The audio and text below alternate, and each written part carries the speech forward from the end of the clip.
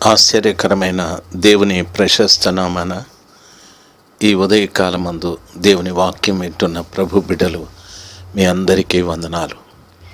అయ్యా, మీరు కుటుంబంలోని వారందరూ క్షేమంగా ఉన్నారా? కుటుంబంలో ఉన్న బిడ్డలందరూ కూడా ప్రభునందు విశ్వాసం ఉంచి ఆత్మీయంగా ఎదుగుతూ ఉన్నారా? సహవాసానికి నమ్మకంగా వెళ్తారా? దైవ సేవకులు చెప్పే వాక్యానికి లోబడి జీవిస్తున్నారా? దేవుని భయం కలిగి మీ కుటుంబంలో అందరూ ఎదుగుతున్నారా? ఎందుకు ఇవన్నీ అడుగుతున్నానో తెలుసా? యేసు ప్రభుల వారు రాబోతూ ఉన్నాడు. లోకంలో ఉన్న వాటిని గురించి కాదు, కానీ లోకంలో నుండి ప్రత్యేకించినటువంటి మన కొరకు రాబోతున్నాడు. అందుకనే బైబిల్ సెలవిస్తుంది, మీరు ప్రత్యేకింపబడిన వంశమును, రాజులైన యాజక సమూహము అని చెప్పారు. లోకంలో ఉన్న వాటిని ఆశించకూడదని, లోకము దాని ఆశ గతించిపోవును, లోకంలో ఉన్నదంతా శరీరాశ, నేత్రాశ, జీవపు డంబమని ప్రభుల వారు సెలవిచ్చారు. కాబట్టి లోకం మీద వ్యామోహం కాక పరలోక సంబంధమైన వాటి మీద మీ మనసు ఉంచాలని ప్రభునామాన్ని మీకు మనవి చేసుకుంటూ ఉన్నాను. ఈ రోజున ప్రత్యక్షంగా మనం దేవుని చూస్తూ విశ్వసించాం. ఒక్కరోజున పరోక్షంగా ప్రభుని చూసి విశ్వసిస్తున్నాం. ఒకరోజున ప్రత్యక్షంగా కృపగల దేవుని చూడబోతూ ఉన్నాం. కాబట్టి మీరు మీ వంతుగా ప్రభునందు విశ్వాసం ఉంచి అనేకుల్ని ప్రభు దగ్గరికి నడిపించాలని ప్రేమపూర్వకంగా మీకు మనవి చేసుకుంటూ ఉన్నాను. ఆదికాండం 4వ అధ్యాయం 4వ వచనాన్ని పూర్తి చేసుకున్నాం. 5వ వచనాన్ని చదువుతాను. కయ్యను అతని అర్పణను ఆయన లక్ష్య పెట్టలేదు, కాబట్టి కయ్యను మిక్కిలి కోపం వచ్చి అతడు తన ముఖమును చిన్నబుచ్చుకొనగా, యెహోవా కయ్యనుతో, నీకు కోపమేలా? నీ ముఖము చిన్నబుచ్చుకొని ఉన్నావేమి? నీవు సత్క్రియ చేసిన ఎడల తల ఎత్తుకొనవా? సత్క్రియ చేయని ఎడల వాకిట పాపము పొంచియుండును, నీ ఎడల దానికి వాంఛ కలుగును, నీవు దానిని ఏలుదువనెను. 5, 6, 7 వచనాలు చదివి వినిపించాను. దేవుడు కయ్యను అర్పణను అంగీకరించలేదు, అంటే పెట్టలేదు అనని. ప్రియులారా, ఈ పదం బాగా గమనించాల్సింది. దేవుడు కయ్యను అర్పించిన అర్పణను లక్ష్య పెట్టలేదు. అంటే మనం అర్పించే అర్పణను బట్టి దేవుడు మనల్ని లక్ష్య పెట్టడా అనేది మనకు అర్థమవుతుంది. నీవు అర్పించే అర్పణ, ప్రియులరా, నీకున్నదంతా దేవుడు ఇచ్చినదని నిన్న మీతో చెప్పాను. ఈరోజు చెప్తున్నాను. నీ కడుపున పుట్టిన బిడ్డకు వివాహం అంటే, లేక విద్య అంటే, ఒక మెడికల్ సీట్ అంటే, ఒక ఇంజనీర్ సీట్ అంటే, అప్పులైనా చేసి ఆస్తులన్నా అమ్మి వారి కొరకు పెడుతూ ఉన్నాం. అయితే ఇవన్నీ ఇచ్చిన దేవునికి ఏం అర్పణ అర్పిస్తున్నావు నీవు? దయచేసి గమనించాలి. నీ కుటుంబంలో నీకున్న వారిని ఎక్కువ చేసి వాటన్నింటినీ ఇచ్చిన దేవుణ్ణి తక్కువ చేసే పని చేయొద్దు.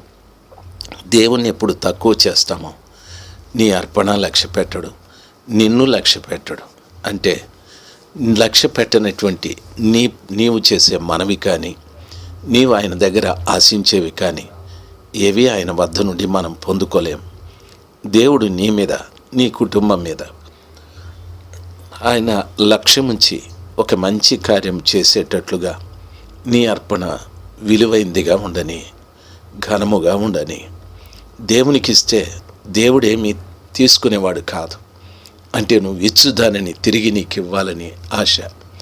ఆ పద్ధతి ఎలాగుంటుందంటే, ఒక విత్తనాన్ని తీసుకెళ్ళి భూమిలో వేస్తే కొంతకాలమైన తరువాత ఆ విత్తనం చెట్టై చాలా విత్తనాలు ఇస్తుంది.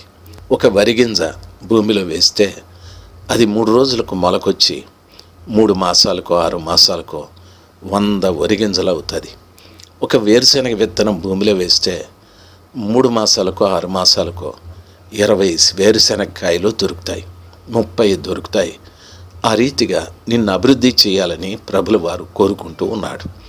దేవునికిచ్చే ప్రతి ఒక్కటి కూడా భూమిలో వేసిన విత్తనము లాంటిది. ఆ విత్తనము లోపల ఎలాగ మన కంటికి కనిపించకుండా ఫలిస్తుందో అదే రీతిగా దేవుడు నిన్ను అభివృద్ధి చేస్తూ వస్తాడు. కాబట్టి దేవునికిచ్చు నీ అర్పణ అల్పమైనదిగా ఉండకూడదు. ఆయన లక్ష్య పెట్టనిదిగా ఉండకూడదు, లక్ష్య పెట్టేటట్టుగా ఉండాలి. ఒకటి. రెండవది, నిన్ను నీవు దేవునికి అర్పణగా అర్పించు. చూడండి, తూర్పు దేశపు జ్ఞానులు యేసు ప్రభుల వారు పుట్టినప్పుడు వెళ్ళి ఆయనకు బంగారము, సాంబ్రాణి, బోళమును అర్పణగా అర్పించారు అని వాక్యం సెలవిస్తుంది. వారు అక్కడ మోకరించి ఆయన ప్రార్థన చేశారు, పూజించారు, నమస్కరించారు అని వాక్యం సెలవిస్తుంది.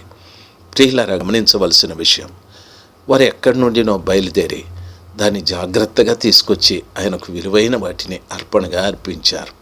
ఈ రోజున ఆ కృపగల దేవుడు మనల్ని ఇంతగా ప్రేమించిన తరువాత మనకున్న వాటిని ఆయనకు అర్పించడమే కాకుండా మనల్ని కూడా మనం ఆయనకు అర్పణగా అర్పించుకోవాలి.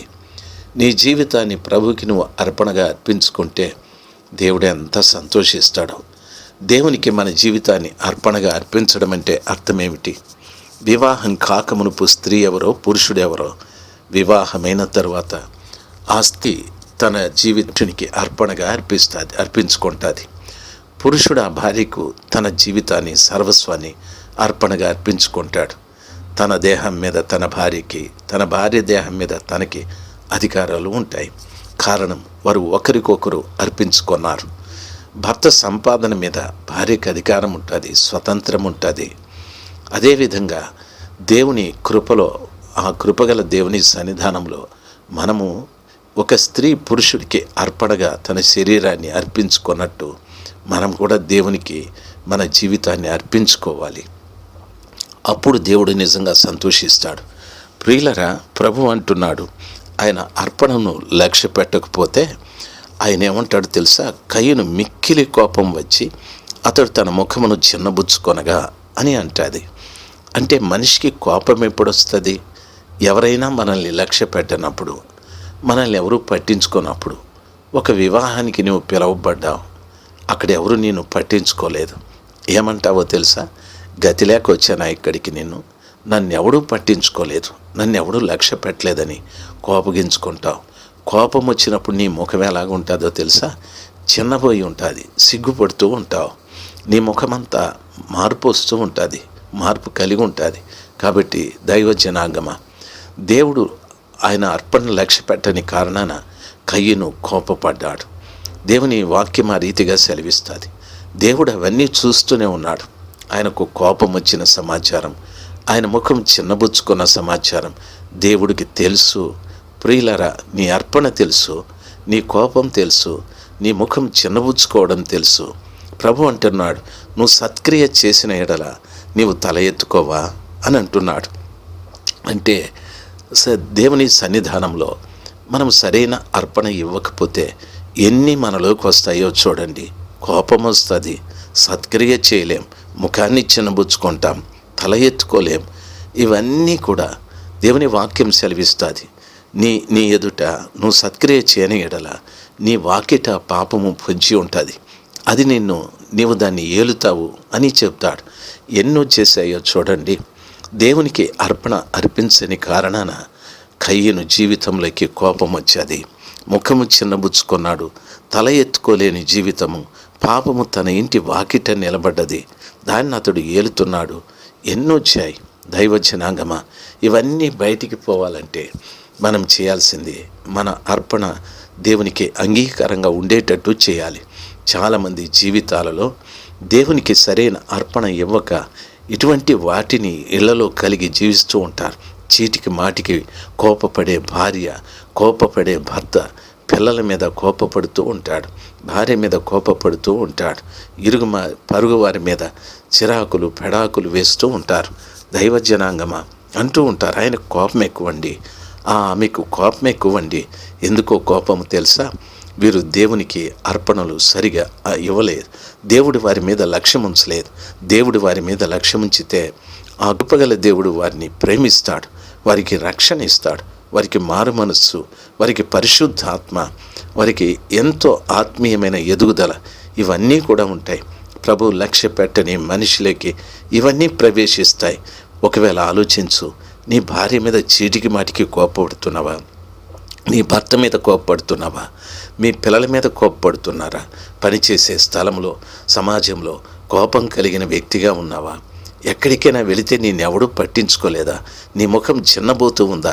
తల ఎత్తుకొని జీవించేటటువంటి జీవితం లేక ప్రతి స్థలంలో తల దించుకునే పరిస్థితి నీకు ఏర్పడ్డదా? ఎన్నో పర్యాలు నీ ఆఫీసులో నువ్వు తలదించుకున్నావు. ఎన్నో పర్యాలు నువ్వు చేసే వ్యవసాయంలో నష్టపోయి తలదించుకున్నావు. ఎన్నో పర్యాయాలు నీ కుటుంబాన్ని సరైన పద్ధతిలో నడిపించలేక తలదించుకున్నావు సమాజంలో. ఇవన్నీ అవసరమా చెప్పండి?